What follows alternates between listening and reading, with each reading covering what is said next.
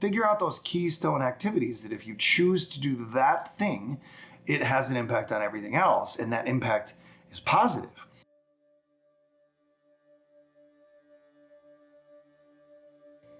So recently I took a masterclass with a guy by the name of Mike Kim, who wrote a book called You Are the Brand. Great book.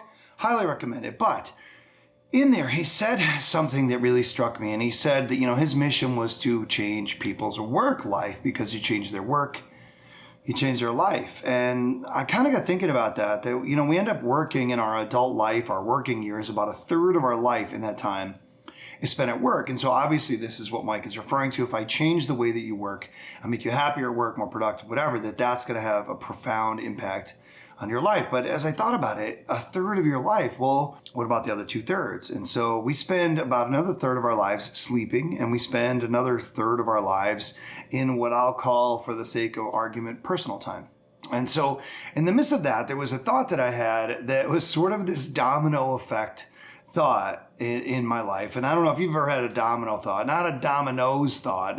I've had a few of those. But the point is that if you have these dominoes moments where you realize that one thing leads to the next, knocks that over, leads to the next, And kind of the idea that I wanted to get across was that we have overflow. Our lives, in the thirds that exist, from personal to work to sleep, overflow with one another. I mean, everybody's had this experience before where you just didn't get a great night's sleep, and so you realize that in the morning it affected your work performance. And then because of that, you came home exhausted and you disengaged from family or loved ones or whatever. Because of that sleep, it spilled over, overflowed the whole day. What if it's actually something simpler to that? What if there's a keystone moment in one of the thirds that is affecting the other two, whether it's every day or whether it's just one particular day, and we just need to be aware of what that thing is? And so for me, I started to think about it. I'm like, I realized that when I sleep better, that I actually carry more energy into work.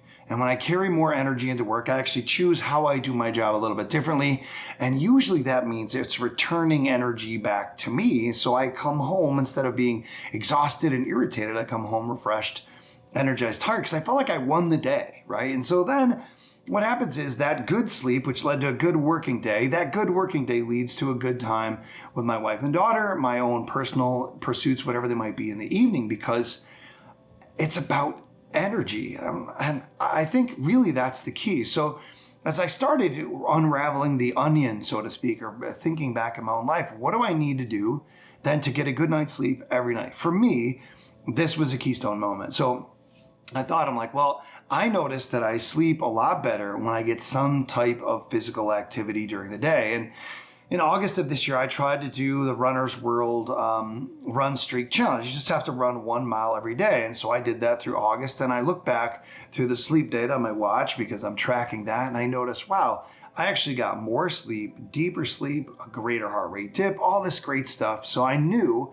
by tracking that I was getting better sleep when I was running. So if that's all it takes is 1 mile a day or whatever it might be, then what do I have to do to make sure that I get that run in or something similar to that, so that I get the effect of having good sleep, and then everything sort of domino snowballs its way through the rest of my day? And so and I realized, though, that there are a lot of times I just don't want to run. And so I made a short video quite a while ago about running, just sort of as a joke. You can check that out right up there. But the point is that I knew that I needed to do something that I didn't want to do. That's called discipline, so that everything else would fall into line. And the thing that I found out from that is, every day that I follow through on that plan, that energy makes it more almost addictive, that I want to do it again. Now, I don't know if that keystone moment for me is always going to be this physical activity,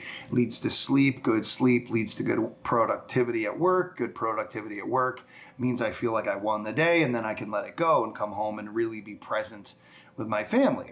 I don't know if that's the way it's going to work out. So far, so good. And so in my evening or morning routine, I've been making sure that I'm building in that time frame to do the thing that's actually turned out to be that keystone moment. But maybe for you, it's something in your evening routine, with your family. If there's an activity that you could choose that's so positive that it takes things off your plate, where you can sleep better, or whatever it is for you, I just think about this. If you change your work, change your life. But for me, I think it was change your sleep, change your life. And then from there, it was every other portion of my life kind of fit in. Now, of course, I'm actually looking to see how can I make this better. So what happens when I hit 2 miles a day, 3 miles a day? And some of you that are runners are like, what are you talking about? 1 mile a day? That you're not even warmed up. You're right. I feel horrible almost all the way through my 1 mile. But when I do it, that consistency, there's something that changes in my physical body that allows me to sleep better. And I know if I put in 2 miles a day or a mile on some strength training or something like that, it's going to affect that. It's to figure out what those things are.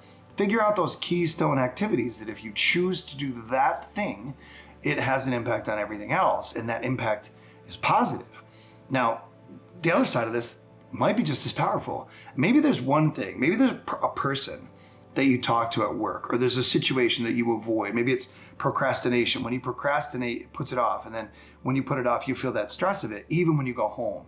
And because you feel that stress of it when you go home, you're irritated with your family, and that throws you off, and now you can't sleep. And because you didn't sleep, you go into work with a bad attitude, and you can see how this all works. So I think it's really interesting when we think about the thirds of our life that we are indeed living all three. And if we realize that how do we actually intentionally focus on the key activities in each part of that day that feed in to the other parts? Maybe there's something in your routine that you can tweak, you can focus on, you can be intentional, because its power is not just in the phase of the day that it's for, whether it's for work, personal, or sleep. Its power is going to overflow. So hey, I hope that you got something out of this and you would make it overflow. Pass it on to somebody else that you think could benefit from this. And I hope to see you next time. See ya.